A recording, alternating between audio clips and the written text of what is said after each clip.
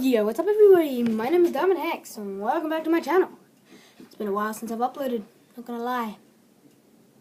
But this one is going to show you how to make a homemade protein shake, which is pretty useful for people who like me, who like working out and drinking protein shakes. It's gonna sound pretty disgusting, not gonna lie, but it tastes amazing. Basically, you get this kind of shaky bottle, you know, you have the one with the lid, kind of shaky bottle. Then you have to add milk, yeah, just normal milk, doesn't matter what kind of milk, just milk. Then you add as much marmalade as you like, 1 egg, and then you shake it like a madman. And that's basically it.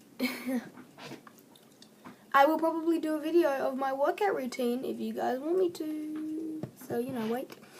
I'm going to end this video here. But, bye.